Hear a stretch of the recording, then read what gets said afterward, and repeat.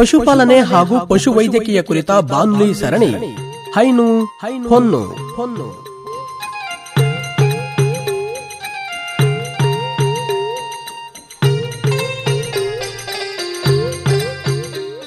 ಕೇಳಿ ಬಾನುಲಿ ಸರಣಿ ಹೈನು ಹೊನ್ನು.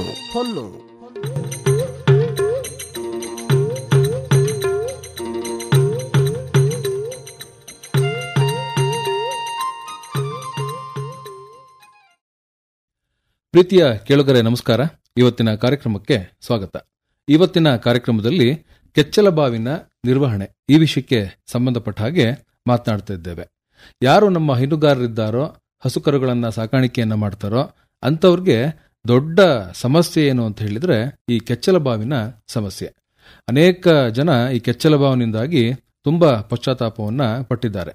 ಯಾಕೆ ಅಂತ ಹೇಳಿದ್ರೆ ಇದು ಆರ್ಥಿಕವಾಗಿ ನೀಡತಕ್ಕಂತಹ ಹೊಡೆತ ಏನಿದೆಯೋ ಅದು ಬಹಳ ದೊಡ್ಡದು. ನಾವು ಆರ್ಥಿಕತೆಯನ್ನ ಸುಧಾರಣೆ ಮಾಡಿಕೊಳ್ಳಬೇಕು ಅನ್ನುವಂತಹ ಉದ್ದೇಶದಿಂದ ಸಾಮಾನ್ಯವಾಗಿ ಹೈನುಗಾರಿಕೆಯನ್ನ ಮಾಡ್ತೀವಿ, ಹಾಲಿನ ಉತ್ಪಾದನೆಯಲ್ಲಿ ತೊಡಗಿಕೊಳ್ತೀವಿ. ಆದರೆ ಈ ಆರ್ಥಿಕತೆಯ ಮೇಲೆ, ನಮ್ಮ ಆರ್ಥಿಕ ಶಕ್ತಿಯ ಮೇಲೆ ಹೊಡೆತವನ್ನ ನೀಡತಕ್ಕಂತಹ ಈ ಒಂದು ಕಾಯಿಲೆ ಯಾಕೆ ಬರುತ್ತೆ, ಹೇಗೆ ಬರುತ್ತೆ, ಇದು ಬರಲಿಕ್ಕೆ ಏನು ಕಾರಣ, ಬಾರದ ಹಾಗೆ ಹೇಗೆ ನಾವು ತಡೆಯಬಹುದು, ಒಂದು ವೇಳೆ ಬಂದ್ರೆ ಅದಕ್ಕೆ ಏನೆಲ್ಲ ಪರಿಹಾರ ಕ್ರಮಗಳನ್ನ ಅನುಸರಿಸಬೇಕು ಅನ್ನುವಂಥ ವಿಚಾರಗಳನ್ನ ಇವತ್ತಿನ ಕಾರ್ಯಕ್ರಮದಲ್ಲಿ ಪ್ರಸ್ತಾಪವನ್ನ ಮಾಡ್ತಾ ಇದ್ದೇವೆ. ಹೆಚ್ಚಿನ ಮಾಹಿತಿಯನ್ನ ಮಾಡಿಕೊಡ್ಲಿಕ್ಕಾಗಿ ನಮ್ಮೊಂದಿಗೆ ಇದ್ದಾರೆ ಹಾಸನದ ಪಶುವೈದ್ಯಕೀಯ ಮಹಾವಿದ್ಯಾಲಯದ ಪಶುವೈದ್ಯಕೀಯ ಸೂಕ್ಷ್ಮಾಣುಶಾಸ್ತ್ರ ವಿಭಾಗದ ಸಹ ಪ್ರಾಧ್ಯಾಪಕರಾದ ಡಾಕ್ಟರ್ ಪ್ರಹ್ಲಾದ್ ಹೂಬಾಳೆ ಅವರು. ಡಾಕ್ಟರೇ, ತಮಗೆ ನಮಸ್ಕಾರ, ಕಾರ್ಯಕ್ರಮಕ್ಕೆ ಸ್ವಾಗತ. ನಮಸ್ಕಾರ ಸರ್.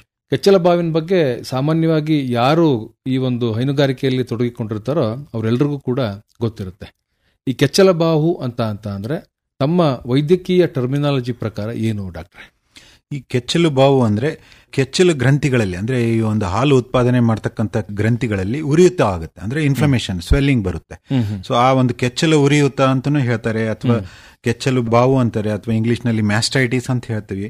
ಸೊ ಇವೆಲ್ಲ ಬೇರೆ ಬೇರೆ ಹೆಸರುಗಳಲ್ಲಿ ಕರಿತೀವಿ. ಇಲ್ಲಿ ಮುಖ್ಯವಾಗಿ ಗ್ರಂಥಿಗಳಲ್ಲಿ ಬಾವು ಕಂಡು ಬರುತ್ತೆ, ಅಂದ್ರೆ ಉರಿಯುತ್ತ ಕಂಡು ಬರುತ್ತೆ.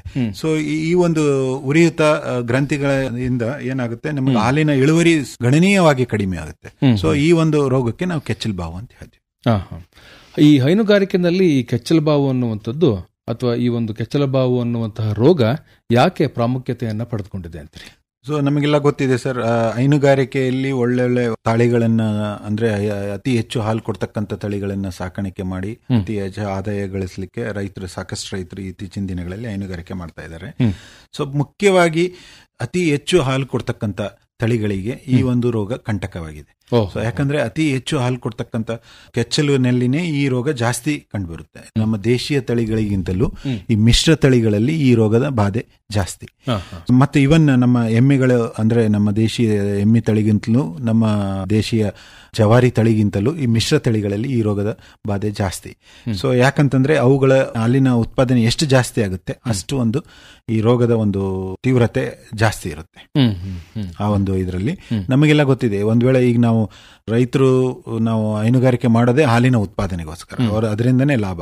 ಸೊ ಈ ಒಂದು ರೋಗ ಬಂದ ನಂತರ ನಾವು ಉತ್ಪಾದನೆಯಲ್ಲಿ 25-50% ಹಾಲಿನ ಇಳುವರಿ ಕಡಿಮೆ ಆಗುತ್ತೆ. ಅಂದ್ರೆ ಒಂದು 10 ಲೀಟರ್ ಕೊಡ್ತಕ್ಕಂಥ ಹಸು 7 ಲೀಟರ್ ಅಥವಾ 5 ಲೀಟರ್ಗೆ ಬರುತ್ತೆ, ಅಂದ್ರೆ ಉತ್ಪಾದನೆ ಅಷ್ಟು, ಅಂದ್ರೆ ಒಂದು 40-50% ಹಾಲಿನ ಉತ್ಪಾದನೆ ಕಡಿಮೆ ಆಗುತ್ತೆ. ಸೊ ಒಂದು ಅಂದಾಜಿನ ಪ್ರಕಾರ ಹೇಳ್ಬೇಕಂದ್ರೆ ಈ ಎಲ್ಲ ಜಾನುವಾರು ರೋಗಗಳ ನಾವೆಲ್ಲ ನೋಡಿದಾಗ ಎಷ್ಟು ಆರ್ಥಿಕ ನಷ್ಟ ನಮ್ಮ ಒಂದು ದೇಶಕ್ಕೆ ಆಗುತ್ತೆ, ಈ ಒಂದು 25% ಅಂದ್ರೆ ಒಂದು ಕಾಲು ಭಾಗ ಈ ರೋಗದಿಂದನೇ ಕಾರಣ, ಕೆಚ್ಚಲು ಬಾವಲಿಂದ. ಸೊ ಆ ಒಂದು ದೃಷ್ಟಿಯಿಂದ ಹೈನುಗಾರರಿಗೆ ಆರ್ಥಿಕವಾಗಿ ಅತಿ ನಷ್ಟವನ್ನು ಉಂಟು ಮಾಡತಕ್ಕಂಥ ರೋಗವಾಗಿದೆ ಈ ಕೆಚ್ಚಲು ಬಾವು. ಕೆಚ್ಚಲಬಾವನ್ನ ರೋಗ ಅಂತ ಹೇಳಿ ಕರಿಬಹುದು ಡಾಕ್ಟ್ರೆ? ಹೌದು ಸರ್, ಇದು ರೋಗ ಅಂತ. ಈ ಒಂದು ರೋಗ ಉಂಟಾಗ್ಲಿಕ್ಕೆ ಪ್ರಮುಖವಾದಂತಹ ಕಾರಣಗಳು ಏನೇನಿದ್ದಾವೆ? ಸೊ ಕೆಚ್ಚಲು ಬೇನೆಗೆ ಮುಖ್ಯವಾಗಿ ಬೇರೆ ಬೇರೆ ತರಹದ ಬ್ಯಾಕ್ಟೀರಿಯಾಗಳಿವೆ. ಸೊ ಅವೆಲ್ಲ ಬಹಳಷ್ಟು ಬ್ಯಾಕ್ಟೀರಿಯಾಗಳು ಕಾರಣ. ಮತ್ತೆ ಶಿಲೀಂಧ್ರಗಳು, ಫಂಗಸ್ ಅಂತ ಹೇಳ್ತೀವಿ ನಾವು. ಸೊ ಅದರಿಂದನೂ ಕೂಡ ಕೆಚ್ಚಲು ಬಾವು ಬರುತ್ತೆ. ಮತ್ತೆ ವೈರಸ್ಗಳಿಂದನೂ ಕೂಡ ಕೆಚ್ಚಲು ಬಾವು ಬರುತ್ತೆ. ಇದು ಕೆಚ್ಚಲು ಬಾವಿಗೆ ಕಾರಣ. ನಮಗೆಲ್ಲ ಗೊತ್ತಿದೆ, ಹಾಲು ಒಂದು ಒಳ್ಳೆ ಪೌಷ್ಟಿಕವಾದ ಆಹಾರ. ಅದರಲ್ಲಿ ಎಲ್ಲಾ ವಿಟಮಿನ್, ಪ್ರೋಟೀನ್ಗಳು, ಕಾರ್ಬೋಹೈಡ್ರೇಟ್ ಎಲ್ಲ ಇರುತ್ತೆ. ಸೊ ಅಂತ ಹಾಲು ಆ ಕೆಚ್ಚಲಿನಲ್ಲಿದ್ದಾಗ ಆ ಒಂದು ರೋಗಾಣುಗಳು ಆ ಕೆಚ್ಚಲಿನ ಗ್ರಂಥಿಯಲ್ಲಿ ಒಳಗಡೆ ಹೋದ್ರೆ ಆ ಒಂದು ಹಾಲನ್ನ ಬಳಸ್ಕೊಂಡು ಅವುಗಳ ಸಂಖ್ಯೆ ವೃದ್ಧಿಯಾಗಿ ಆ ಒಂದು ಭಾಗದಲ್ಲಿ ಬಾವು ಬರುತ್ತೆ. ಈಗ ನಾವ್ ಹೆಂಗೆ ಇನ್ಫೆಕ್ಷನ್ ಆಗಿದೆ ಅಂದ್ರೆ ಬೇರೆ ಕಡೆ ಸೋಂಕಾದಾಗ ಯಾವ ರೀತಿ ನಮಗೆ ಬಾವು ಬರುತ್ತೆ, ಅದೇ ರೀತಿ ಕೆಚ್ಚಲಿನ ಗ್ರಂಥಿ ಒಳಗಡೆ ಆ ಒಂದು ರೋಗಾಣುಗಳಿಂದ ಬಾವು ಬಂದು ಈ ರೋಗಾಣುಗಳು ಕೆಚ್ಚಲು ಬಾವಿಗೆ ಕಾರಣವಾಗ್ತವೆ. ಇದಷ್ಟೇ ಅಲ್ಲ, ಕೆಲವೊಂದು ಸಂದರ್ಭದಲ್ಲಿ ಯಾವ್ದಾದ್ರೂ ಪೆಟ್ಟು ಬೀಳ್ಬೋದು. ಆಕಳಿನ ಮೊಲೆಗೆ ಏನಾದ್ರೂ ತಂತಿಯ ಬೇಲೆ ತಟ್ಟಿದಾಗ ಅಥವಾ ಏನಾದ್ರೂ ಒಳ್ಳೆ ಅಂದ್ರೆ ಜೋರಾಗಿ ಹರಿತವಾದ ಆಯುಧದಿಂದ ಗಾಯ ಆಗ್ತಕ್ಕಂಥದ್ದು, ಬ್ಲಂಟ್ ಇಂಜುರಿ ಅಂದ್ರೆ ಸಡನ್ ಬೇರೆ ಗಾಯದಿಂದನೂ ಆಗಿರ್ಬೋದು. ಇವೆಲ್ಲ ಇದರಿಂದ ಮೂಲಕ ಬರ್ಬೋದು. ವೈರಾಣು ರೋಗಕ್ಕೆ ಅಂತ ಹೇಳಿದೆ ನಾನು. ಈ ಕಾಲುಬಾಯಿ ರೋಗದ ಮೇಲೆ ಅಥವಾ ಸಿಡುಬು ರೋಗದಲ್ಲಿ ಇದು ಕೆಚ್ಚಲಿನ ಮೇಲೆ ಗುಳ್ಳೆಗಳಾಗ್ತವೆ. ಆ ಗುಳ್ಳೆಗಳು ಒಡೆದು ಆ ಗುಳ್ಳೆಗಳ ಮುಖಾಂತರ ಬೇರೆ ರೋಗಾಣುಗಳು ಕೆಚ್ಚಲಿನ ಒಳಗಡೆ ಎಂಟ್ರಿ ಆಗ್ತವೆ. ಸೊ ಇವೆಲ್ಲ ಕಾರಣಗಳು.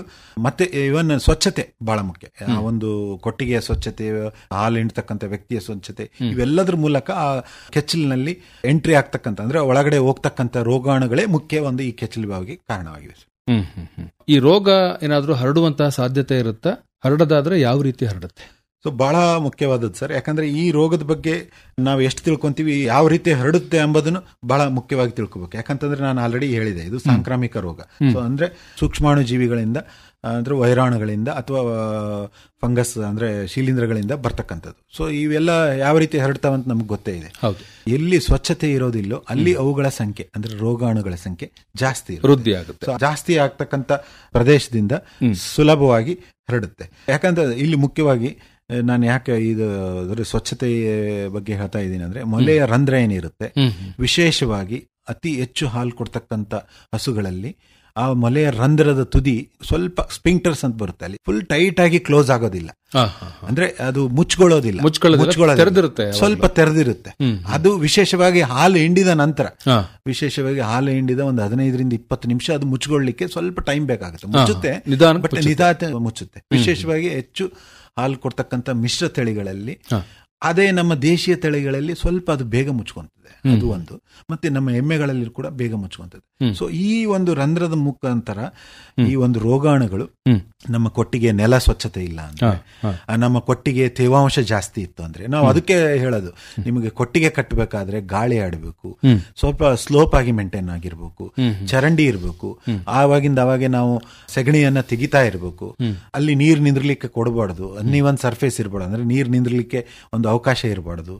ಫುಲ್ ರಫ್ ಕಾಂಕ್ರೀಟ್ ಇದ್ರೂ ಕೂಡ ಕೆಚ್ಚಲಿಗೆ ಗಾಯ ಆಗಿ ಅದನ್ನು ಕೂಡ ಇವತ್ತಿನ ದಿವಸಗಳಲ್ಲಿ ಕೌ ಮ್ಯಾಟ್ ಅಂತ ಬರುತ್ತೆ, ಅಂದ್ರೆ ಈ ಕೆಚ್ಚಲು ಬಾವು ತಡೆಗಟ್ಟಲಿಕ್ಕೆ ಆದ ಮ್ಯಾಟ್ ಗಳನ್ನು ಬಳಕೆ ಆಗೋದಾಗ್ಲಿ ಅಥವಾ ಏನಾದ್ರೂ ಸಾಫ್ಟ್ ಒಂದು ಅಂತ ಒಂದು ಸ್ವಚ್ಛ ಮಾಡಿರ್ತಕ್ಕಂಥ ಒಂದು ಪ್ರದೇಶ ರೋಗ ಹರಡೋದನ್ನ ತಡೆಗಟ್ಟಲಿಕ್ಕೆ ಬಹಳ ಸಹಾಯ ಮಾಡುತ್ತೆ.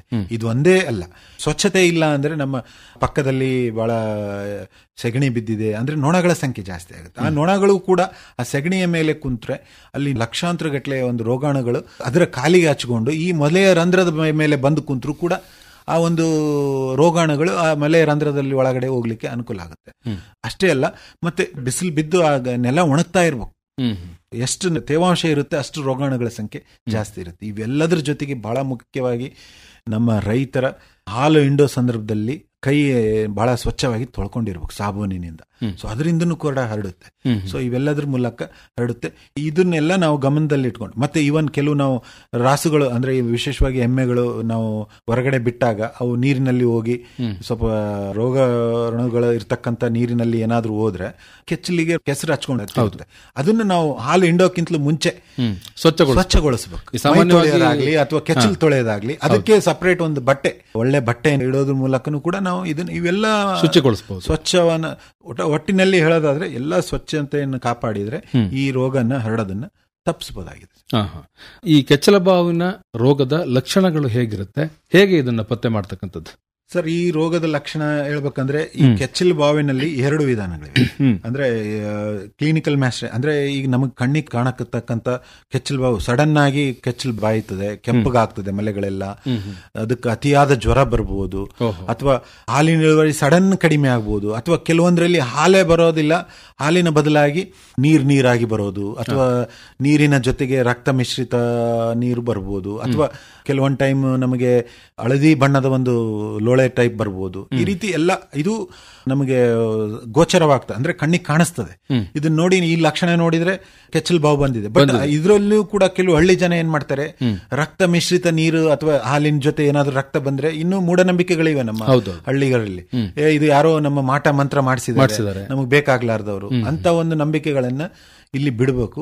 ಇದು ಒಂದು ಲಕ್ಷಣ, ಕೆಚ್ಚಲು ಬಾವು ಅಂತ ಕನ್ಫರ್ಮ್ ಮಾಡ್ಕೋಬೇಕು. ಸೊ ಇದು ಕಣ್ಣಿಗೆ ಕಾಣಂತ, ಇದಕ್ಕೆ ನಾವು ಪರಾಕ್ಯೂಟ್, ಅತಿ ತೀವ್ರ ಸ್ವರೂಪದ ರೋಗ ಇರಬಹುದು. ಇದರಲ್ಲೇ ಬೇರೆ ವಿಧಗಳಿವೆ. ಅತಿ ತೀವ್ರ ಸ್ವರೂಪದ ಅಂದ್ರೆ ಪರಾಕ್ಯೂಟ್, ಸಡನ್ ಆಗಿ ಬರುತ್ತೆ, ಸಡನ್ ಆಗಿ ಜ್ವರ ಬರುತ್ತೆ, ಶಿವರಿಂಗ್ ಇರುತ್ತೆ, ಸಿಕ್ಕಾಪಟ್ಟೆ ಸ್ವೆಲ್ಲಿಂಗ್ ಬರುತ್ತೆ. ಸೊ ಅದನ್ನೆಲ್ಲ ನೋಡಿದ್ರೆ ಇದು ಅತಿ ತೀವ್ರ ಸ್ವರೂಪದ. ಮತ್ತೆ ಅದರಲ್ಲೇ ತೀವ್ರ ಸ್ವರೂಪ, ಮತ್ತೆ ಕ್ರೋನಿಕ್ ಅಂದ್ರೆ ದೀರ್ಘಕಾಲಿಕ. ಕೆಲವೊಂದು ಟೈಮ್ ಸ್ವಲ್ಪ ಅಂದ್ರೆ ಅತಿ ತೀವ್ರ ಸ್ವರೂಪದಲ್ಲಿ ಸಡನ್ ಆಗಿ ಹಾಲು ಸ್ಟಾಪ್ ಆಗುತ್ತೆ, ಅಥವಾ ಸಡನ್ ಆಗಿ 10 ಲೀಟರ್ ಕೊಡ್ತದ್ದು 1-2 ಲೀಟರ್ಗೆ ಬರ್ಬೋದು, ಅಥವಾ ಏನು ಹಾಲು ಇರ್ಲಾರ್ದೆ ಬರೀ ನಾನು ಹೇಳಿದ್ನಲ್ಲ ಆ ರೀತಿ ರಸಗಳನ್ನು, ಅಂದ್ರೆ ಹಾಲಿನ ಬದಲಾಗಿ ಒಳಗಡೆ ರಕ್ತ ಮಿಶ್ರಿತ ಇಂಥವೆಲ್ಲ ಬರ್ಬೋದು. ಸೊ ಇವನ್ನೆಲ್ಲ ಇದರಲ್ಲಿ ನೋಡ್ತೀವಿ. ಈಗ ದೀರ್ಘಕಾಲಿಕ ಅಂತಂದ್ರೆ ಸ್ಲೋಲಿ ಹಾಲಿನ ಇಳುವರಿ ಕಡಿಮೆ ಆಗ್ಬೋದು, ಆಮೇಲೆ ಹಾಲು ಬಣ್ಣ ಚೇಂಜ್ ಆಗ್ಬೋದು, pH ಅವೆಲ್ಲ ಹೇಳ್ತೀವಲ್ಲ ಅವೆಲ್ಲ ಚೇಂಜ್ ಆಗ್ಬೋದು, ಅವುಗಳಲ್ಲಿ ರೋಗಾಣುಗಳ ಸಂಖ್ಯೆ ಜಾಸ್ತಿ ಆಗುತ್ತೆ. ಇನ್ನೂ ಒಂದು ತರ ಇದೆ ಸರ್, ಸಬ್ ಕ್ಲಿನಿಕಲ್ ಮ್ಯಾಸ್ಟೈಟಿಸ್ ಅಂತ ಹೇಳ್ತೀವಿ.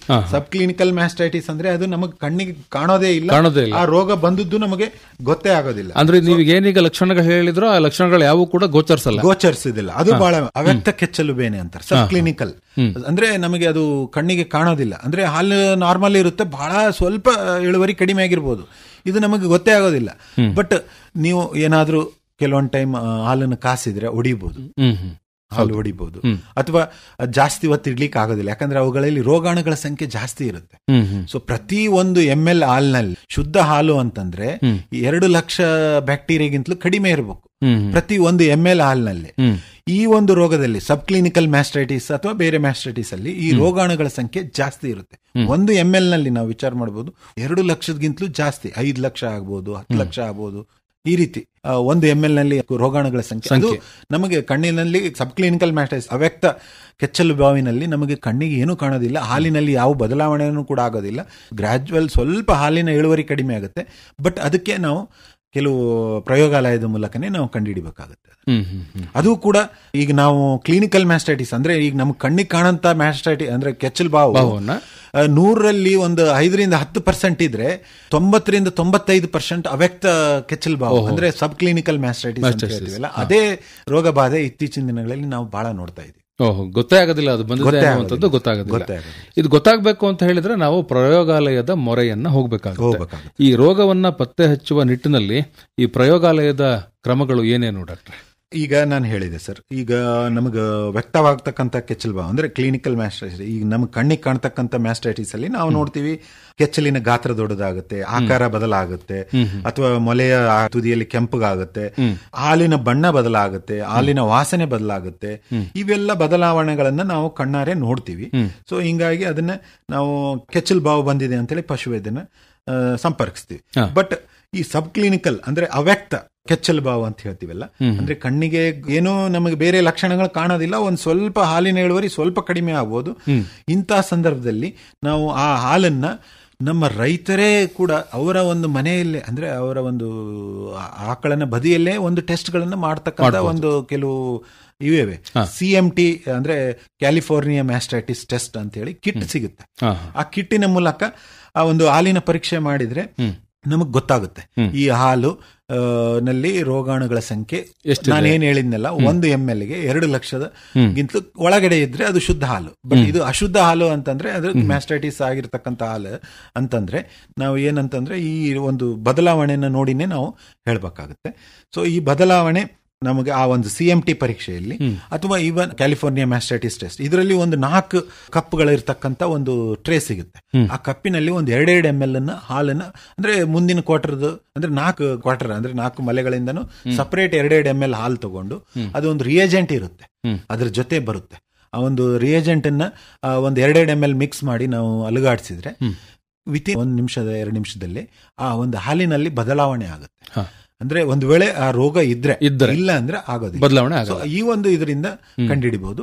ಯಾಕಂದ್ರೆ ಆ ಬದಲಾವಣೆಯನ್ನ ನಿಮಗೆ ನೋಡಿನೇ ನಾವು ಬಿಟ್ಟಿದೆ ಅಥವಾ ಸಬ್ ಕ್ಲಿನಿಕಲ್ ಮ್ಯಾಸ್ಟೈಟಿಸ್ ಬಂದಿದೆ, ಅವ್ಯಕ್ತ ಕೆಚ್ಚಲುಬಾವು ಬಂದಿದೆ ಅಂತ ಹೇಳ್ಬೋದು. ಇನ್ನು ಬೇರೆ ಬೇರೆ ಟೆಸ್ಟ್ ಗಳನ್ನು ನಾವು ಮಾಡ್ತಕ್ಕಂಥ ಸ್ಟ್ರಿಪ್ ಟೆಸ್ಟ್ ಯಾವ ರೀತಿ ನಾವು ಬರ್ತಾವಲ್ಲ, ಅದು ಕೂಡ ಬಂದಿದೆ. ಸೊ ಅದು ಕೂಡ ಮಾಡಬಹುದು. ಇವೆಲ್ಲದ್ರಿಗಿಂತಲೂ ನಿಮಗೆ ಒಂದ್ ವೇಳೆ ಏನಾದ್ರೂ ಆಗ್ಲಿಲ್ಲ ಅಂದ್ರೆ ನೀವು ಹಾಲಿನ ಸ್ಯಾಂಪಲ್ ಅನ್ನ ಒಂದು ಶುದ್ಧವಾದ, ಅಂದ್ರೆ ಡಾಕ್ಟರ್ ಕೇಳ್ಕೊಂಡು, ಇಲ್ಲಿ ಬಹಳ ಮುಖ್ಯವಾದದ್ದು ನಾವು ಶುದ್ಧವಾದ ಟ್ಯೂಬ್, ಅಂದ್ರೆ ಆ ರೋಗಾಣು ಮುಕ್ತ ಇರ್ತಕ್ಕಂಥ ಟೆಸ್ಟ್ ಟ್ಯೂಬ್ ನಲ್ಲಿ ಕಲೆಕ್ಟ್ ಮಾಡ್ಬೇಕು. ಯಾವ್ದೋ ಒಂದು ಇದರಲ್ಲಿ ಪಾತ್ರೆಯಲ್ಲಿ ಕಲೆಕ್ಟ್ ಆಗಲ್ಲ, ಅದು ಬೇರೆ ರೋಗಾಣುಗಳು ಅದರಲ್ಲಿ ಬಂದ್ಬಿಡುತ್ತೆ. ಒಂದು ಶುದ್ಧವಾದ ಒಂದು ಟೆಸ್ಟ್ ಟ್ಯೂಬ್ ಡಾಕ್ಟರ್ ಕೊಡ್ತಾರೆ ನಿಮ್ಗೆ, ಅಥವಾ ನಮ್ಮ ಲ್ಯಾಬ್ ಅಲ್ಲಿ ಬಂದು ತಗೊಂಡು ನೀವು ಅದರಲ್ಲೇ ಹಾಲು ತಗೊಂಡು ನೀವು ಬಂದ್ ಕೊಟ್ರೆ ನಾವು ಪರೀಕ್ಷೆ ಮಾಡಿ ಹೇಳ್ತೀವಿ. ಇದು ಒಂದು ವಿಧಾನ. ನೀವು ರೋಗ ಲಕ್ಷಣಗಳ ಇರ್ಲಾರ್ದನೆ ನಮ್ಮ ಹಾಲಿನ ಉತ್ಪಾದನೆ ಕಡಿಮೆ ಆಗ್ತಾ ಇದೆ ಅಥವಾ ಹಾಲು ಕೆಡ್ತಾ ಇದೆ ಅಂದ್ರೆ ಈ ಒಂದು ಪರೀಕ್ಷೆ ಮೂಲಕ ನಾವು ಪರೀಕ್ಷೆ ಮಾಡಬಹುದು.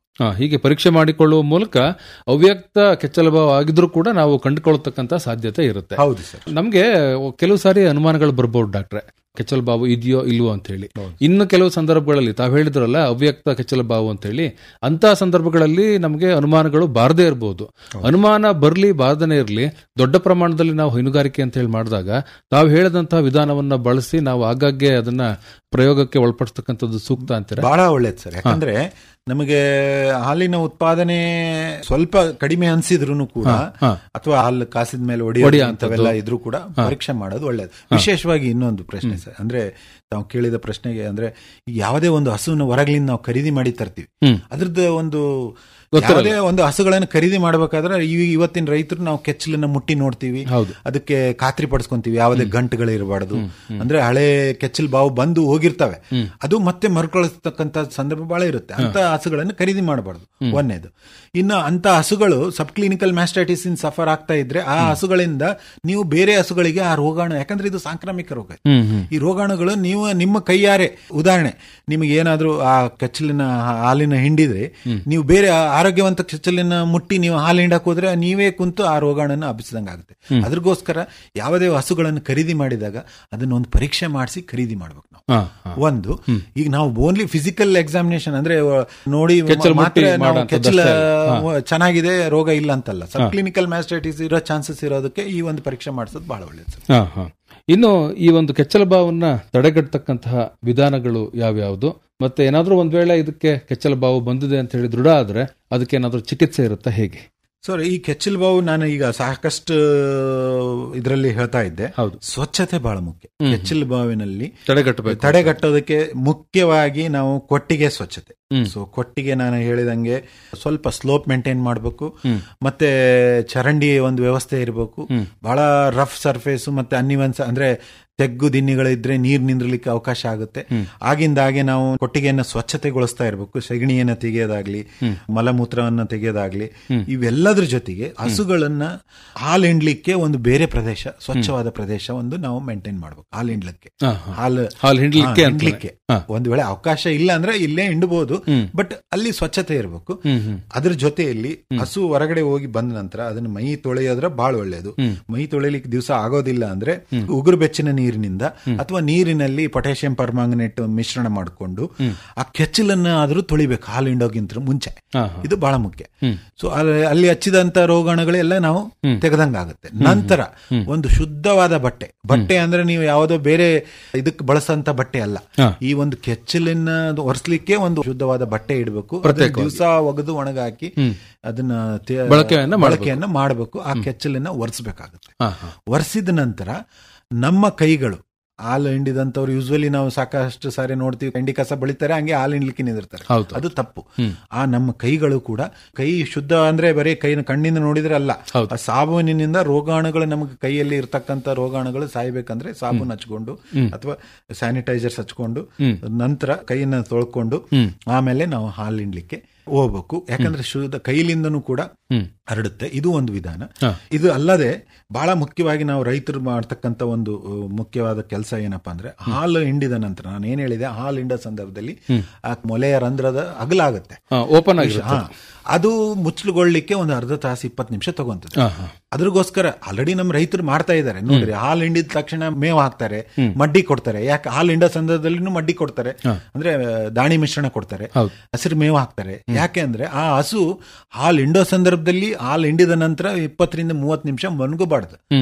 ಯಾಕಂದ್ರೆ ಮನಗಿದ್ರೆ ಏನಾಗುತ್ತೆ, ನಾವ್ ಎಷ್ಟೇ ಸ್ವಚ್ಛ ಮಾಡಿದ್ರು ಅಲ್ಲಿ ರೋಗಾಣುಗಳು ಇದ್ರೆ ಆ ಕೆಚ್ಚಲದ ರಂಧ್ರದ ಮೂಲಕ ಆ ರೋಗಾಣುಗಳು ಒಳಗಡೆ ಹೋಗೋ ಸಂದರ್ಭ ಇರುತ್ತೆ. ಸೊ ಅದ್ರಗೋಸ್ಕರ 20 ರಿಂದ 30 ನಿಮಿಷ ಅದು ಮಲಗದ ಹಾಗೆ ನೋಡ್ಬೇಕು. ಇನ್ನೊಂದು ಬಹಳ ಮುಖ್ಯವಾಗಿ ಇತ್ತೀಚಿನ ದಿನಗಳಲ್ಲಿ ನಮ್ಮ ರೈತರಿಗೋಸ್ಕರನೇ ಈ ಡಿಪ್ಸ್ ಅಂತ ಬರುತ್ತೆ. ಅಂದ್ರೆ ಮಲೆಯನ್ನ ಆ ಒಂದು ಕೆಮಿಕಲ್ ಅಲ್ಲಿ ಹಾಲು ಹಿಂಡಿದ ನಂತರ ಡಿಪ್ ಅಂದ್ರೆ ಎದ್ದಬೇಕದು. ಅದು ಏನ್ ಮಾಡುತ್ತೆ, ಮಲೆಯ ರಂಧ್ರದ ಸುತ್ತ ಆಂಟಿಸೆಪ್ಟಿಕ್ ಸೊಲ್ಯೂಷನ್ ಅಂಟ್ಕೊಂಡ್ ಬಿಡುತ್ತೆ, ಯಾವುದೇ ರೋಗಾಣು ಒಳಗಡೆ ಹೋಗ್ಲಾರ್ದಂಗೆ ನೋಡ್ಕೊಂತದೆ. ಸೊ ಇದು ಈ ಡಿಪ್ಪಿಂಗ್ ಸೊಲ್ಯೂಷನ್ಸ್ KMF ನಲ್ಲಿ ಆಗಲಿ ಎಲ್ಲ ಆಗಲಿ ನಮ್ಮಲ್ಲಿ ಸಿಗುತ್ತೆ. ಅದನ್ನ ಯೂಸ್ ಮಾಡ್ಬೇಕು ರೆಗ್ಯುಲರ್ ಆಗಿ ಹಾಲು ಹಿಂಡಿದ ನಂತರ. ಇದನ್ನೆಲ್ಲ ಮಾಡೋದ್ರ ಜೊತೆಗೆ ನಾನು ಹೇಳಿದ್ನೆಲ್ಲ, ಇವನ್ ನಮಗೆ ಈ ರೋಗನ ನಿಯಂತ್ರಣ ಮಾಡ್ಬೇಕಂತಂದ್ರೆ ನಾವು ಬೇರೆ ಸ್ವಚ್ಛತೆ ಇವೆಲ್ಲದ್ರ ಜೊತೆಗೆ ಇನ್ನೂ ಒಂದು ಬಹಳ ಮುಖ್ಯ ಒಂದು ಇದು ಅಂತಂದ್ರೆ, ನಾವು ಹಾಲು ಕೊಡ್ತಕ್ಕಂತ ಹಸು ಈದ್ ನಂತರ ಅಂದ್ರೆ ಪ್ರೆಗ್ನೆಂಟ್ ಆಗುತ್ತೆ. ಪ್ರೆಗ್ನೆಂಟ್ ಆದ್ಮೇಲೆ ನಾವು ಹಾಲನ್ನ ನಿಂದ್ರಿಸ್ತೀವಿ. ಹೌದು, ಡ್ರೈಯಿಂಗ್ ಪೀರಿಯಡ್ ಅಂತಾರೆ. ಡ್ರೈ ಪೀರಿಯಡ್ ಅಂತಂದ್ರೆ ಈಗ ಈ ಪ್ರೆಗ್ನೆಂಟ್ ಆಗಿ 6 ತಿಂಗಳ 7 ತಿಂಗಳ ಆದ್ಮೇಲೆ ತುಂಬಾ ಗರ್ಭಾವಸ್ಥೆಗೆ ಹೋಗಕ್ಕಿಂತ ಮುಂಚೆ ಹಾಲನ್ನ ನಾವು ಸ್ಟಾಪ್ ಮಾಡ್ತೀವಿ. ಆ ಟೈಮಲ್ಲಿ ಸಡನ್ ಆಗಿ ಸ್ಟಾಪ್ ಮಾಡಬಾರ್ದು. ನಾವು ಗ್ರಾಜುವಲಿ ಕಡಿಮೆ ಮಾಡಿ ಅದಕ್ಕೆ ಲಾಸ್ಟ್ ಡೇ ನಾವು ಇವತ್ತು ಕಂಪ್ಲೀಟ್ ನಾವು ಹಾಲು ಇಡೋದನ್ನ ನಾಳೆಯಿಂದ ನಿಂದ್ರಿಸ್ತೀವಿ ಅಂದಾಗೆ ಕೆಲವು ಟ್ಯೂಬ್ ಸಿಗ್ತಾವೆ, ಆಂಟಿಬಯೋಟಿಕ್ ಟ್ಯೂಬ್ಸ್. ಆ ಟ್ಯೂಬ್ಗಳನ್ನ ಆ ಕೆಚ್ಚಲದ ರಂಧ್ರದ ಮೂಲಕ ಪಶುವೈದ್ಯರ ಸಲಹೆ ಮೇರೆಗೆ, ಅಂದ್ರೆ ಪಶುವೈದ್ಯರ ಸಲಹೆ ತಗೋಬೇಕು ಇದ್ರಲ್ಲಿ ಯಾವ್ದು ಹಾಕ್ಬೇಕು ಏನು ಅಂತೇಳಿ, ಆ ಒಂದು ಔಷಧಿಯನ್ನ ಒಳಗಡೆ ಹಾಕಿ ಬಿಡ್ಬೇಕು. ಯಾಕಂದ್ರೆ ಆ ಒಳಗಡೆ ಇರ್ತಕ್ಕಂಥ ಔಷಧ ಬೇರೆ ಬ್ಯಾಕ್ಟೀರಿಯಾಗಳು ಒಳಗಡೆ ವೃದ್ಧಿ ಆಗ್ಲಾರ್ದಂಗೆ ನೋಡ್ಕೊಂತವೆ. ಇನ್ನ ಒಂದು ನಿಯಂತ್ರಣ ಕ್ರಮದಲ್ಲಿ ನಾನು ಬಹಳ ರೈತರಿಗೆ ಹೇಳೋದಂದ್ರೆ, ಸಮಯಕ್ಕೆ ಸರಿಯಾಗಿ ಹಾಲು ಕರಿಬೇಕು. ಯಾವ ದಿವಸ ಯಾವ ಟೈಮಲ್ಲಿ ನೀವು ದಿವಸ ಕರಿತೀರಿ ಅದೇ ಟೈಮಿಗೆ, ಅದು ಬಹಳ ಮುಖ್ಯ. ಮತ್ತೆ ಹಾಲನ್ನ ಸಂಪೂರ್ಣವಾಗಿ ಕರಿಬೇಕು, ಅರ್ಧಮರ್ಧ ಕರಿಬಾರ್ದು, ಅಂದ್ರೆ ಬಿಡಬಾರ್ದು. ಮತ್ತೆ ಹಾಲು ಹಿಂಡೋ ಪದ್ಧತಿ ಕೂಡ ಇದೆ, ಈ ಮುಷ್ಟಿ ಪದ್ಧತಿ. ಅದರಲ್ಲಿನೂ ಕೂಡ ಕೆಲವು ಜನ ಉಗುರು ಜಾಸ್ತಿ ಇರಬಾರ್ದು ಅಂತ ಹೇಳ್ತಾರೆ ಹಾಲಿನ ಹಿಂಡ. ಯಾಕಂದ್ರೆ ಉಗುರಿನಲ್ಲಿ ಎಷ್ಟೋ ಬ್ಯಾಕ್ಟೀರಿಯಾಗಳು ಇರುತ್ತೆ, ಮತ್ತೆ ಗಾಯ ಆಗೋ ಸಾಧ್ಯತೆ. ಹಾಲು ಹಿಂಡೋ ಪದ್ಧತಿ ಕೂಡ ಕೆಲವು ಟೈಮ್ ಮಲೆಗಳಿಗೆ ಗಾಯ ಆಗುತ್ತೆ. ಮತ್ತೆ ಇನ್ನೊಂದು, ಮಲೆಗಳಿಗೆ ಯಾವುದೇ ಗಾಯ ಆದ್ರೆ ನಾವು ಆದಷ್ಟು ಬೇಗ ಅದನ್ನ ಗುಣಪಡಿಸಬೇಕು. ಯಾಕಂತಂದ್ರೆ ಆ ಮೊಲೆಯಲ್ಲಿ ಬ್ಯಾಕ್ಟೀರಿಯಾಗಳು ಆ ಗಾಯದ ಮುಖಾಂತರ ಹೋಗ್ತವೆ. ವಿಶೇಷವಾಗಿ ನಾವು ಕಾಲುಬಾಯಿ ರೋಗದಲ್ಲಿ ಮಲೆಯ ಮೇಲೆ ಗುಳ್ಳೆಗಳನ್ನು ನೋಡ್ತೀವಿ, ಸಿಡುಬು ರೋಗದಲ್ಲಿ ಗುಳ್ಳೆಗಳನ್ನು ನೋಡ್ತೀವಿ. ಇವನ್ನೆಲ್ಲನೂ ಆದಷ್ಟು ಬೇಗ, ಮತ್ತೆ ಯಾವ್ದಾದ್ರು ತಂತಿ ಬಡಿತು, ಹಸುಗಳು ಒಂದು ತಂತಿ ಬೇಲಿಯನ್ನ ದಾಟಬೇಕಾದ್ರೆ ಬಡಿಸ್ಕೊಂತವೆ. ಅದನ್ನ ಸಣ್ಣ ಗಾಯ ಇದ್ರೂ ಕೂಡ ಅದನ್ನ ನಿರ್ಲಕ್ಷ್ಯ ಮಾಡದೆ ನಾವು ಆದಷ್ಟು ಬೇಗ ಆ ಗಾಯಗಳನ್ನ ತಕ್ಷಣ ಔಷಧೋಪಚಾರ ಮಾಡಿಸಿ ಇದು ಮಾಡಬೇಕಾಗುತ್ತೆ. ಇವೆಲ್ಲ ಮಾಡೋದ್ರಿಂದ ಮತ್ತೆ ಅಕಸ್ಮಾತ್ ಈಗ 15 ಲೀಟರ್ಗಿಂತಲೂ ಮೇಲೆ ಇರತಕ್ಕಂತ ಹಸುಗಳಿಗೆ ನಮ್ಮ ರೈತರು ಏನ್ ಮಾಡ್ತಾರೆ, ಹಾಲಿನ ಮಷಿನ್ಗಳು ಯೂಸ್ ಮಾಡ್ತಾರೆ. ಮಿಲ್ಕಿಂಗ್ ಮಷಿನ್ಸ್ ಅಂತ ಬರ್ತವೆ. ಈ ಮಿಲ್ಕಿಂಗ್ ಮಷಿನ್ಸ್ ಬಳಕೆ ಮಾಡ್ತಕ್ಕಂಥ ರೈತರಿಗೆ ನಾನು ಹೇಳೋದೇನಂದ್ರೆ, ಈ ಮಿಲ್ಕಿಂಗ್ ಮಷಿನ್ ಬಳಸೋಕ್ಕಿಂತ ಮುಂಚೆ ಸ್ವಚ್ಛವಾಗಿ ಕೆಮಿಕಲ್ಸ್ ಅಂದ್ರೆ ಆಂಟಿಸೆಪ್ಟಿಕ್ ಸೊಲ್ಯೂಷನ್ ಅಂದ್ರೆ ರೋಗಾಣುಗಳನ್ನು ಕೊಲ್ತಕ್ಕಂಥ ಇದರಲ್ಲಿ ದ್ರಾವಣದಲ್ಲಿ ಸ್ವಚ್ಛವಾಗಿ ವಾಶ್ ಮಾಡಬೇಕು. ಒಂದು ಹಸುಗೆ ಯೂಸ್ ಮಾಡಿದಂತ ಮೇಲೆ ಇನ್ನೊಂದು ಹಸು ಯೂಸ್ ಮಾಡ್ಬೇಕಾದ್ರೂ ವಾಶ್ ಮಾಡಿ ಯೂಸ್ ಮಾಡ್ಬೇಕು. ಯಾಕಂದ್ರೆ ಒಂದು ವೇಳೆ ಇದಕ್ಕೆ ರೋಗ ಇದ್ರೆ ಅದಕ್ಕೂ ಕೂಡ ಹರಡ್ತಕ್ಕಂಥ ಸಂದರ್ಭ ಇರುತ್ತೆ. ಇವೆಲ್ಲ ನಾನು ಹೇಳಿದಂತ ಸ್ವಚ್ಛತೆ ಮತ್ತೆ ಇವೆಲ್ಲ ಕೆಚ್ಚಲಿನ ತೊಳೆಯೋದಾಗ್ಲಿ, ಇವು ಕೈಯನ್ನ ಸ್ವಚ್ಛ ಇಟ್ಕೊಳ್ಳೋದಾಗ್ಲಿ, ಇವೆಲ್ಲ ಮಾಡಿದ್ರೆ ಡೆಫಿನೆಟ್ ಆಗಿ ನಾವು ಈ ಕೆಚ್ಚಲು ಭಾವನೆ ನಿಯಂತ್ರಣ ಬರೋದೇ ಹಾಗೆ ತಡೆಗಟ್ಟಬಹುದು, ನಿಯಂತ್ರಣ ಮಾಡಬಹುದು. ಇಲ್ಲಿ ಸ್ವಚ್ಛತೆ ಬಹಳ ಮುಖ್ಯ. ಹೌದು, ಸ್ವಚ್ಛತೆಯ ಪಾತ್ರ ಹೆಚ್ಚಾಗಿರುತ್ತೆ. ರೋಗಾಣುಗಳನ್ನ ಕಡಿಮೆ ಮಾಡಬೇಕಂದ್ರೆ ಸ್ವಚ್ಛತೆ ಬಹಳ ಮುಖ್ಯ, ಬಹಳ ಮುಖ್ಯವಾಗುತ್ತೆ. ಶುದ್ಧ ಹಾಲು ಉತ್ಪಾದನೆಯಲ್ಲಿ ಕೆಚ್ಚಲುಬಾವು ರೋಗದ ಪಾತ್ರ ಏನು ಅಂತೀರಿ ಸರ್? ಅದೇ ಹೇಳ್ತಾ ಇದ್ದೇನೆ. ಹೌದು, ಪ್ರತಿಯೊಂದು ml ಹಾಲಿನಲ್ಲಿ 2 ಲಕ್ಷಕ್ಕಿಂತಲೂ ಅಧಿಕವಾಗಿ ಬ್ಯಾಕ್ಟೀರಿಯಾಗಳು ಅಂದ್ರೆ ಸೂಕ್ಷ್ಮಾಣು ಜೀವಿಗಳಿದ್ರೆ ಅದು ಅಶುದ್ಧ ಹಾಲು ಅಂತ ಹೇಳ್ತೀವಿ. ಅದ್ರದ್ದು ಏನಾಗುತ್ತೆ ಅಂದ್ರೆ ಕೀಪಿಂಗ್ ಕ್ವಾಲಿಟಿ ಕಡಿಮೆ ಆಗುತ್ತೆ. ಅಂದ್ರೆ ಜಾಸ್ತಿ ಹೊತ್ತಿಟ್ರೆ ಅದು ಬೇಗ ಹಾಲು ಕೆಟ್ಟೋಗುತ್ತೆ. ಮತ್ತೆ ಇವನ್ ಅಂತ ಹಾಲನ್ನ ನಾವು ವಿದೇಶಕ್ಕೆ ಕಳಿಸಬೇಕಾದ್ರೆ ಅಂದ್ರೆ ಬೇರೆ ಎಕ್ಸ್ಪೋರ್ಟ್ ಮಾಡಬೇಕಾದ್ರೆ ಅಂತ ಹಾಲುಗಳನ್ನ ಬೇರೆ ಬಹಳಷ್ಟು ದೇಶದವರು ಈ ಒಂದು ಪ್ಯಾರಾಮೀಟರ್ ಅಂದ್ರೆ ಈ ಇದ್ರಿಗಿಂತಲೂ ಜಾಸ್ತಿ ಬ್ಯಾಕ್ಟೀರಿಯಾಗಳಿರೋಂಥ ಹಾಲನ್ನ ತಗೊಳ್ಳೋದಿಲ್ಲ. ಅದನ್ನ ತಪ್ಪಿಸ್ಲಿಕ್ಕೆ ನಾನು ಏನು ಹೇಳಿದ್ನಲ್ಲ, ಕೆಚ್ಚಲು ಬಾವು ನಿಯಂತ್ರಣದಲ್ಲಿ ಏನು ಕೊಟ್ಟಿಗೆಯ ಸ್ವಚ್ಛತೆ ಇರ್ಬೋದು, ಕೆಚ್ಚಲಿನ ಸ್ವಚ್ಛತೆ ಇರ್ಬೋದು, ಹಾಲು ಹಿಂಡುವವರ ಕೈಯ ಸ್ವಚ್ಛತೆ ಇರ್ಬೋದು, ಇವನ್ನೆಲ್ಲ ನಾವು ಪಾಲನೆ ಮಾಡಿ ಕೆಚ್ಚಲು ಬಾವು ಬರದೇ ಹಾಗೆ ನೋಡ್ಕೊಂಡ್ರೆ ಶುದ್ಧ ಹಾಲಿನ ಉತ್ಪಾದನೆ ನಾವು ಆಟೋಮೆಟಿಕ್ ಆಗಿ ಮಾಡ್ತೀವಿ. ಶುದ್ಧ ಹಾಲಿನ ಉತ್ಪಾದನೆಯಲ್ಲಿ ಒಂದ್ ವೇಳೆ ಕೆಚ್ಚಲು ಬಾವು ಇತ್ತಂದ್ರೆ ಅಂತ ಹಾಲನ್ನ ನಾವು KMF ಗಾಗ್ಲಿ ಅದಕ್ಕೆ ಹಾಕಬಾರ್ದು. ಯಾಕೆ ಅಂದ್ರೆ ಅದರಲ್ಲಿ ಬ್ಯಾಕ್ಟೀರಿಯಾಗಳ ಸಂಖ್ಯೆ ಜಾಸ್ತಿ ಇರುತ್ತೆ, ಬೇರೆ ಹಾಲನ್ನು ಕೂಡ ಅದು ಹಾಳಾಗಂತ ಒಂದು ಇದನ್ನ ಇರುತ್ತೆ. ಅಂತ ಹಾಲನ್ನ ನಾವೇನ್ ಮಾಡ್ಬೇಕಾಗತ್ತೆ, ಅದನ್ನ ಬ್ಯಾಕ್ಟೀರಿಯಾಗಳನ್ನು ಕೊಲ್ತಕ್ಕಂತ ದ್ರಾವಣದಲ್ಲಿ ಮಿಕ್ಸ್ ಮಾಡಿ ಡಿಸ್ಕಾರ್ಡ್ ಮಾಡ್ಬೇಕು. ಇವನ್ ಬಹಳ ಮುಖ್ಯವಾಗಿ ನಾವು ಇನ್ನೊಂದು ವಿಚಾರ ಹೇಳೋದೇನಂದ್ರೆ, ಕೆಚ್ಚಲಿನ ಹಾಲು ಹಿಂಡುವ ಸಂದರ್ಭದಲ್ಲಿ ಮೊದಲನೇ 1 ಅಥವಾ 2 ತ್ವರೆಯಲ್ಲಿ ಬ್ಯಾಕ್ಟೀರಿಯಾಗಳ ಸಂಖ್ಯೆ ಜಾಸ್ತಿ ಇರುತ್ತೆ. ಯಾಕಂದ್ರೆ ತುದಿಯಲ್ಲಿ ಇರ್ತಕ್ಕಂಥ ಬ್ಯಾಕ್ಟೀರಿಯಾಗಳೆಲ್ಲ ಅದ್ರ ಜೊತೆ ಬಂದಿರುತ್ತೆ. ನಾವು ಆದಷ್ಟು ಅದಕ್ಕೆ ಒಂದು ಸಪರೇಟ್ ಬಟ್ಟಲ್ ಇಟ್ಕೊಂಡು ಆ ಒಂದು ತ್ವರೆಗಳನ್ನ 1-2 ತ್ವರೆಯನ್ನ ತೆಗೆದು ಅದನ್ನ ಬೇರೆ ಅಲ್ಲೇ ಒಗಿಬಾರ್ದು, ಎಸಿಬಾರ್ದು, ಚರಂಡಿಗೆ ಎಸಿಬೇಕು ಅಥವಾ ಕೆಮಿಕಲ್ ಟ್ರೀಟ್ಮೆಂಟ್ ಮಾಡಿ ಇದು ಮಾಡಬೇಕು ಅಥವಾ ಗಿಡಕ್ಕೆ ಹಾಕಬಹುದು. ಬಟ್ ಅಲ್ಲಿ ಎಸದೆ ಏನಾಗುತ್ತೆ, ಆ ಬ್ಯಾಕ್ಟೀರಿಯಾಗಳ ಸಂಖ್ಯೆ ಜಾಸ್ತಿ ಆಗುತ್ತೆ. ಮತ್ತೆ ನಿಮ್ಮ ಪಾತ್ರೆಯಲ್ಲೇ ನೀವು ಹಿಂಡ್ಕೊಂಡ್ರೆ ನಿಮ್ಮ ಪಾತ್ರೆಯಲ್ಲಿ ಇರ್ತಕ್ಕಂಥ ಹಾಲು ಕೂಡ ಅಶುದ್ಧ ಆಗುತ್ತೆ, ಬ್ಯಾಕ್ಟೀರಿಯಾಗಳ ಕೌಂಟ್ ಜಾಸ್ತಿ ಆಗುತ್ತೆ. ಸೊ ಇದು ಕೂಡ ನಾವು ಪಾಲನೆ ಮಾಡಬೇಕು. ಇನ್ನೂ ಒಂದು ಮುಖ್ಯವಾಗಿ ನಾವು ಯಾಕೆ ನೀವು ಶುದ್ಧ ಹಾಲಿನಲ್ಲಿ ಉತ್ಪಾದನೆಯಲ್ಲಿ ಕೆಚ್ಚಲು ಬಾವು ಪಾತ್ರ ಹೇಳ್ತಾ ಇದೀನಿ ಅಂದ್ರೆ, ವಿಶೇಷವಾಗಿ ನಾವು ಕೆಚ್ಚಲು ಬಾವು ಬಂದ ಸಂದರ್ಭದಲ್ಲಿ ಔಷಧಗಳನ್ನು ಹಾಕ್ಸ್ತಾ ಇರ್ತೀವಿ. ಯಾವುದಕ್ಕೆ ಕೆಚ್ಚಲುಗಳಿಗೆ ಔಷಧನ ಹಾಕ್ತಾ ಇರ್ತೀವಿ. ಸೊ ಹಾಕಿದಂತ ಔಷಧ ಆಂಟಿಬಯೋಟಿಕ್ ಆಗಿರುತ್ತೆ. ಯೂಸ್ವಲಿ ಅದು ಆಂಟಿಬಯೋಟಿಕ್ ಇದ್ದಾಗ ಆ ಹಾಲನ್ನ ನಾವು ಯಾವುದೇ ಕಾರಣಕ್ಕೂ ನಾವು ಬಳಕೆ ಮಾಡಬಾರ್ದು, ಮತ್ತೆ ಬೇರೆಯವರಿಗೂ ಮಾರಾಟ ಮಾಡಬಾರ್ದು. ಅಂದ್ರೆ ಇದಕ್ಕೆ ಸೊಸೈಟಿಗಾಗ್ಲಿ, ಯಾಕಂದ್ರೆ ಅದರಲ್ಲಿ ಆಂಟಿಬಯೋಟಿಕ್ ಇರುತ್ತೆ. ಸೊ ಇವತ್ತಿನ ದಿವಸ ಆಂಟಿಬಯೋಟಿಕ್ ಇರ್ತಕ್ಕಂಥ ಹಾಲನ್ನ ನಾವು ತಗೊಂಡ್ರು ಕೂಡ ಆಂಟಿಬಯೋಟಿಕ್ ರೆಸಿಸ್ಟೆನ್ಸ್ ಅಂದ್ರೆ ಬಹಳಷ್ಟು ಸಮಸ್ಯೆ ಇದೆ ಅದರಿಂದ. ಸೊ ಅದನ್ನ ತಪ್ಪಿಸ್ಲಿಕ್ಕೆ, ಈ ಅಶುದ್ಧ ಹಾಲು ಆಗೋದನ್ನ ತಪ್ಪಿಸ್ಲಿಕ್ಕೆ ಇಂಥ ಇದನ್ನ ನಾವು ಎಂದು ಹಾಲಿನಲ್ಲಿ ಮಿಕ್ಸ್ ಮಾಡಬಾರ್ದು, ಬೇರೆ ಹಾಲಿನಲ್ಲಿ ಅದನ್ನ ಡಿಸ್ಕಾರ್ಡ್ ಮಾಡಬೇಕು. ಕೆಚ್ಚಲುಬಾವಿಗೆ ಸಂಬಂಧಪಟ್ಟ ಹಾಗೆ ಅಂತಿಮವಾಗಿ ನಮ್ಮ ಹೈನುಗಾರರಿಗೆ ಮತ್ತೆ ಕೃಷಿಕರಿಗೆ ಏನ್ ಹೇಳಲಿಕ್ಕೆ ಇಷ್ಟಪಡ್ತಾರೆ ಡಾಕ್ಟ್ರೆ? ಸೊ ಮೊದಲನೇದಾಗಿ ಸರ್, ಅವರು ಹೈನು ರಾಸುವನ್ನ ಖರೀದಿ ಮಾಡಬೇಕಂತ ಸಂದರ್ಭದಲ್ಲೇನೆ ಕೆಚ್ಚಲನ್ನು ನೋಡ್ಕೊಂಡು ಒಳ್ಳೆ ಕೆಚ್ಚಲು ಇರ್ತಕ್ಕಂಥದ್ದು, ಏನಾದ್ರೂ ಡ್ಯಾಮೇಜಸ್ ಅಥವಾ ಏನಾದ್ರೂ ಇದ್ರೆ ಅಂತವನ್ನ ತಗೋಬಾರ್ದು. ಕೆಲವು ಎಕ್ಸ್ಟ್ರಾ ಮಲೆಗಳಿರ್ತವೆ ಅಂತವನ್ನ ತಗೋಬಾರ್ದು. ಮತ್ತೆ ಏನಾದ್ರೂ ಗಾಯಗಳಿದ್ರೆ ತಗೋಬಾರ್ದು. ಕೆಚ್ಚಲಿನಲ್ಲಿ ಗಡ್ಡೆಗಳಿದ್ರೆ, ಹಳೆ ಕೆಚ್ಚಲು ಬಾವು ಇರ್ತಕ್ಕಂಥ ಚಾನ್ಸಸ್ ಇರುತ್ತೆ, ಮೊದಲು ಬಂದು ಹೋಗಿರುತ್ತೆ. ಆ ಗಡ್ಡೆಗಳು ಮತ್ತೆ ಮುಂದೆ ರೋಗ ಬರೋದು ಇದನ್ನ ಇರುತ್ತೆ. ಇವನ್ನೆಲ್ಲ ಒಳ್ಳೆ ಹಸುಗಳನ್ನ ಆಯ್ಕೆ ಮಾಡೋ ಸಂದರ್ಭದಲ್ಲಿ ಇವನ್ನೆಲ್ಲ ನೋಡ್ಕೊಂಡು, ನಾನು ಹೇಳಿದಂತ ಪ್ರಯೋಗ ಶಾಲೆಯಲ್ಲಿ ಆ ಹಾಲನ್ನ ಪರೀಕ್ಷೆ ಮಾಡಿಸಿ, ಅವ್ಯಕ್ತ ಕೆಚ್ಚಲು ಬಾವಿಗೋಸ್ಕರ ಪರೀಕ್ಷೆ ಮಾಡಿಸಿ, ಮತ್ತೆ ಒಳ್ಳೆ ತಳಿಗಳನ್ನ ಆಯ್ಕೆ ಮಾಡಿಕೊಂಡು ನಂತರ ಕೊಟ್ಟಿಗೆಯಲ್ಲಿ ನಾವು ಹೇಳಿದಂತೆ ಗಾಳಿ ಬೆಳಕು ಮತ್ತೆ ಸ್ಲೋಪ್ ಆಗಿ ನೀರು ನಿಂದಿರ್ಲಾರ್ದಂಗೆ ಸೆಗಣಿಗಳನ್ನ ಫ್ರೀಕ್ವೆಂಟ್ ಆಗಿ ತೆಗೆದು, ಮತ್ತೆ ನೊಣಗಳ ಸಂಖ್ಯೆ ಜಾಸ್ತಿ ಇರಲಾರ್ದಂಗೆ, ಇದ್ರ ಜೊತೆಗೆ ಕೆಚ್ಚಲು ಹಾಲು ಹಿಂಡ್ತಕ್ಕಂಥ ವ್ಯಕ್ತಿಯ ಕೈಯ ಸ್ವಚ್ಛ ಇರಬೇಕು. ಆ ಸಂದರ್ಭದಲ್ಲಿ ಬೀಡಿ ಸೇದೋದು, ಸಿಗರೇಟ್ ಸೇದೋದು ಇಂಥವು ಯಾವ ಮಾಡಬಾರ್ದು. ಟೈಮ್ ಪ್ರಕಾರ ಹಾಲನ್ನು ಕರಿಬೇಕು, ಮತ್ತೆ ಆದಷ್ಟು ಸಂಪೂರ್ಣವಾಗಿ ಹಾಲನ್ನು ಕರಿಬೇಕು. ಇದ್ರ ಜೊತೆಗೆ ನಾನು ಹೇಳಿದಂತ ಎಲ್ಲ ಸ್ವಚ್ಛತೆಯನ್ನು ಕಾಪಾಡಿಕೊಂಡ್ರೆ ಡೆಫಿನೆಟ್ ಆಗಿ ಈ ಕೆಚ್ಚಲು ಬಾವನ್ನು ನಾವು ನಿಯಂತ್ರಣ ಮಾಡಬಹುದು. ಈ ಕೆಚ್ಚಲು ಬಾವನ್ನು ನಿಯಂತ್ರಣ ಮಾಡಿದ್ರೆ ನಮಗೆ ಯಾವುದೇ ಆರ್ಥಿಕ ನಷ್ಟ, ಈ ಅನುಭವಿಸ್ತಕ್ಕಂಥ ಆರ್ಥಿಕ ನಷ್ಟ, ಯಾಕಂದ್ರೆ ಒಂದು ಸಾರಿ ಕೆಚ್ಚಲು ಬಾವು ಬಂತು ಅಂದ್ರೆ ಆ ಹಸುವಿನ ಬೆಲೆ ಕಡಿಮೆ ಆಗ್ಬಿಡುತ್ತೆ. ಮತ್ತೆ ಕೆಲವೊಂದು ಟೈಮ್ ತೀವ್ರ ಸ್ವರೂಪದ ಬಂದ್ರೆ ಆ ಸಾವು ಕೂಡ ಆಗುತ್ತೆ. ಮತ್ತೆ ಅಂತ ಒಂದು ಇದನ್ನ ಯಾರು ತಗೊಳ್ಳೋದಿಲ್ಲ ಹಸುಗಳನ್ನ, ಅದ್ರ ಬೆಲೆನೂ ಕೂಡ ಕಡಿಮೆ ಆಗುತ್ತೆ. ಇಷ್ಟು ಪಾಲನೆ, ಈ ಕೆಚ್ಚಲು ಬಾವು ನಿಯಂತ್ರಣವನ್ನು ಮಾಡಿಕೊಂಡ್ರೆ ನೀವು ಆರ್ಥಿಕವಾಗಿ ನಾವು ಯಾವುದೇ ನಷ್ಟವನ್ನು ಅನುಭವಿಸೋದನ್ನ ನಾವು ತಪ್ಪಿಸಬಹುದು. ಇಷ್ಟೆಲ್ಲ ಬಾಧಿಸ್ತಕ್ಕಂತಹ ಈ ಕೆಚ್ಚಲು ಬಾವಿಗೆ ಚಿಕಿತ್ಸೆ ಇದೆಯಾ ಡಾಕ್ಟ್ರೆ? ಸರ್ ಖಂಡಿತವಾಗಿ ಇದೆ. ಬಟ್ ಎಷ್ಟು ಬೇಗ ನಾವು ಆ ಚಿಕಿತ್ಸೆಯನ್ನು ಮಾಡಿಸ್ತೀವಿ ಅಂದ್ರೆ, ಈಗ ಕೆಚ್ಚಲು ಬಾವು ಬಂದ ತಕ್ಷಣ ಒಂದು 12 ತಾಸು 24 ತಾಸಿನ ಒಳಗಡೆ ನಾವು ಬೇಗ ಚಿಕಿತ್ಸೆಯನ್ನು ಪ್ರಾರಂಭಿಸಿದ್ರೆ ಒಳ್ಳೇದು. ಈಗ ಬಂದ ತಕ್ಷಣ ರೈತರು ಏನ್ ಮಾಡ್ಬೇಕಂದ್ರೆ, ಬಾವು ಬಂದಿರುತ್ತೆ, ಆ ಬಾವಿನಿಂದ ಅದಕ್ಕೆ ಪೇನ್ ಆಗ್ತಾ ಇರ್ತದೆ, ಹೈ ಟೆಂಪರೇಚರ್ ಇರುತ್ತೆ. ಸೊ ಅದನ್ನ ಆದಷ್ಟು ಮಂಜಿನ ಗಡ್ಡೆ ಬಟ್ಟೆಯಲ್ಲಿಟ್ಟು ಸ್ವಲ್ಪ ಇದು ಒಂಥರ ಪ್ರಥಮ ಚಿಕಿತ್ಸೆ ಆ ಕೆಚ್ಚಲಿಗೆ ನಾವು ತಾಗಿಸ್ಬೇಕಾಗುತ್ತೆ. ಬಹಳ ಮುಖ್ಯವಾಗಿ ನಾವು ಕೆಚ್ಚಲಿನ ಬಾವು ಬಂದಿದೆ ಅಂತ ಹೇಳಿ ಹಾಲನ್ನು ಹಿಂಡೋದನ್ನ ಬಿಡಬಾರ್ದು. ಕನಿಷ್ಠ ದಿವಸದಲ್ಲಿ 2 ಅಥವಾ 3 ಸಾರಿ, ನೀವು 2 ಸಾರಿ ಹಾಲು ಹಿಂಡ್ತಾ ಇದ್ರೂ ಕೂಡ ಕೆಚ್ಚಲು ಬಾವು ಬಂದಂತ ರಾಸುಗಳಿಗೆ 3 ರಿಂದ 4 ಸಾರಿ ಅಂದ್ರೆ 2 ಅಥವಾ 3 ತಾಸಿಗೆ ಒಂದ್ಸಾರಿ, ಅಂದ್ರೆ 2 ರಿಂದ 3 ಗಂಟೆಗಳಿಗೆ ಒಂದ್ಸಾರಿ ಹಾಲನ್ನ ಹಿಂಡ್ತಾ ಇರ್ಬೇಕು, ಚಲ್ತಾ ಇರ್ಬೇಕು, ಹಾಲನ್ನ ಹಿಂಡ್ತಾ ಇರ್ಬೇಕು, ಚಲ್ತಾ ಇರ್ಬೇಕು. ಅಂದ್ರೆ ಒಳಗಡೆ ಇರ್ಲಿಕ್ಕೆ ಕೊಡಬಾರ್ದ. ಇದ್ದಷ್ಟು ರೋಗಾಣುಗಳ ವೃದ್ಧಿ ಜಾಸ್ತಿ ಆಗುತ್ತೆ, ಅವು ಸಂಖ್ಯೆ ಜಾಸ್ತಿ ಆಗುತ್ತೆ. ಇವೆಲ್ಲದ್ರ ಜೊತೆಗೆ ಆದಷ್ಟು ಪಶುವೈದ್ಯರನ್ನ ಬೇಗ ಕರೆಸಿ ನಾವು ಚಿಕಿತ್ಸೆನ ಪ್ರಾರಂಭ ಮಾಡಿಸ್ಬೇಕು. ಯಾಕಂತಂದ್ರೆ ಅವ್ರು ಏನ್ ಮಾಡ್ತಾರೆ, ಕೆಚ್ಚಲಿನಲ್ಲಿ ಹಾಲೆಲ್ಲ ತೆಗೆದ ನಂತರ ಆಂಟಿಬಯೋಟಿಕ್ಸ್ ಅಂತ ಹೇಳ್ತೀವಿ, ಅದಕ್ಕೆ ಏನಂತಾರೆ ಪ್ರತಿಜೀವಕಗಳು. ಸೊ ಅದನ್ನ ನಾವು ಕೆಚ್ಚಲಿನಲ್ಲಿ ಪ್ರತಿ ದಿವಸ ಅಥವಾ 12 ತಾಸುಗಳಿಗೆ ಒಂದ್ಸರಿ ಹಾಕೋದಿರ್ಬೋದು, ಕೆಲವು 24 ತಾಸಿಗೆ ಒಂದ್ಸರಿ ಹಾಕೋದಿರ್ಬೋದು. ಆ ಡಾಕ್ಟರ್ ಸಲಹೆ ಮೇರೆಗೆ ರೆಗ್ಯುಲರ್ ಆಗಿ ಕಂಟಿನ್ಯೂಸ್ ಆಗಿ 4 ರಿಂದ 5 ದಿವಸ ಹಾಕ್ಸ್ಬೇಕು. ಒಂದೇ ದಿವಸ ಹಾಕ್ಸಿ ನಾವು ನಿಂದ್ರಿಸಬಾರ್ದು. ಇದು ರೈತರು ತಿಳ್ಕೊಂಡಿರ್ಬೇಕು. ಮತ್ತು ತಾವೇ ಈ ಚಿಕಿತ್ಸೆನ ನಾವು ಪಶುವೈದ್ಯರ ಸಲಹೆ ಇಲ್ಲ ಮಾಡಬಾರ್ದು. ಯಾಕಂತಂದ್ರೆ ಎಷ್ಟೋ ಸಾರಿ ಏನಾಗುತ್ತೆ, ನಾವು ಪಶುವೈದ್ಯರೇ ಆದ್ರೆ ಏನ್ ಮಾಡ್ತೀವಿ, 1 ದಿವಸ 2 ದಿವಸ ನೋಡ್ತೀವಿ, ಟ್ರೀಟ್ಮೆಂಟ್ ರಿಕವರ್ ಆಗ್ಲಿಲ್ಲ ಅಂದ್ರೆ ಆ ಸ್ಯಾಂಪಲ್ ಅನ್ನ ಪ್ರಯೋಗಾಲಯಕ್ಕೆ ಕಳಿಸ್ತೀವಿ. ಈ ಏನಾಗುತ್ತೆ ಅಂದ್ರೆ ನಮ್ಮಲ್ಲಿ ಬಹಳಷ್ಟು ಬ್ಯಾಕ್ಟೀರಿಯಾಗಳು ಆಂಟಿಬಯೋಟಿಕ್ ರೆಸಿಸ್ಟೆನ್ಸ್ ಬಂದಿರುತ್ತೆ. ಆ ಒಂದು ಬ್ಯಾಕ್ಟೀರಿಯಾ ನಾವು ಹಾಕ್ತಕ್ಕಂತ ಆಂಟಿಬಯೋಟಿಕ್ ಆ ಬ್ಯಾಕ್ಟೀರಿಯಾದ ವಿರುದ್ಧ ಕೆಲಸ ಮಾಡಲಿಲ್ಲ ಅಂದ್ರೆ ಸಡನ್ ಆಗಿ ನಾವು ಆಂಟಿಬಯೋಟಿಕ್ ಬೇರೆದ್ ಮಾಡ್ಬೇಕು, ಚೇಂಜ್ ಮಾಡ್ಬೇಕಾಗುತ್ತೆ. ಅದ್ರಗೋಸ್ಕರ ಹಾಲಿನ ಸ್ಯಾಂಪಲ್ ನಾವು ಪ್ರಯೋಗಾಲಯಕ್ಕೆ ಕಳಿಸಿದ್ರೆ ಆಂಟಿಬಯೋಟಿಕ್ ಸೆನ್ಸಿಟಿವಿಟಿ ಟೆಸ್ಟ್ ಅಂತ ಹೇಳಿ ಮಾಡಿ ಯಾವ ಆಂಟಿಬಯೋಟಿಕ್ ಕೆಲಸ ಮಾಡುತ್ತೆ ಅದನ್ನ ನಾವು ಹಾಕ್ಲಿಕ್ಕೆ ಸಲಹೆಯನ್ನು ಕೊಡ್ತೀವಿ. ಇದನ್ನ ಆದಷ್ಟು ರೈತರು ಇದನ್ನ ಪಾಲಿಸಿದ್ರೆ ನಾವು ಆದಷ್ಟು ಬೇಗ ಇದಕ್ಕೆ ಚಿಕಿತ್ಸೆಯನ್ನ ಪಡ್ಕೋಬಹುದು.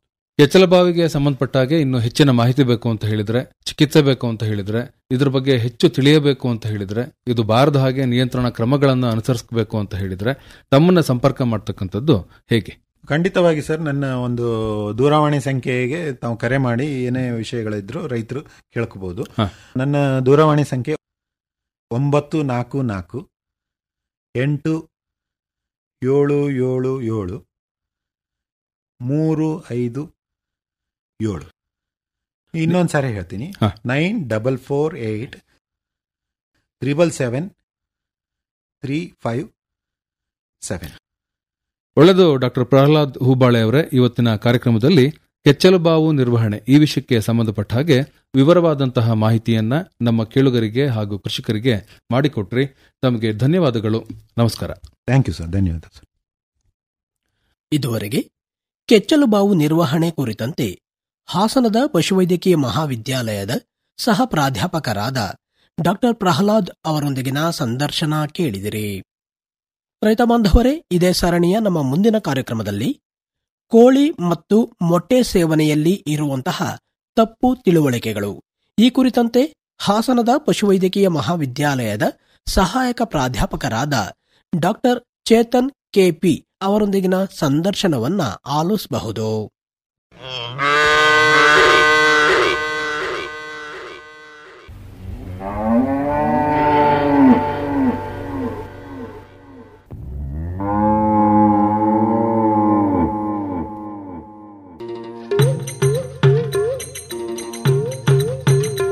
ಇದುವರೆಗೆ ಪಶುಪಾಲನೆ ಹಾಗೂ ಪಶುವೈದ್ಯಕೀಯ ಕುರಿತ ಬಾನುಲಿ ಸರಣಿ ಹೈನು ಹೊನ್ನು ಪ್ರಸಾರವಾಯಿತು.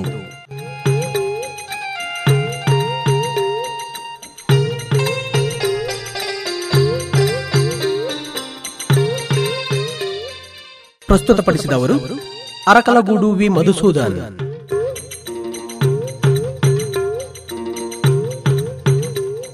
ಸಹಕಾರ ಗೋರಾ ರವಿಶಂಕರ್. ಈ ಕಾರ್ಯಕ್ರಮ ಆಕಾಶವಾಣಿ ಹಾಸನ ಕೇಂದ್ರದಿಂದ ಬಿತ್ತರವಾಯಿತು.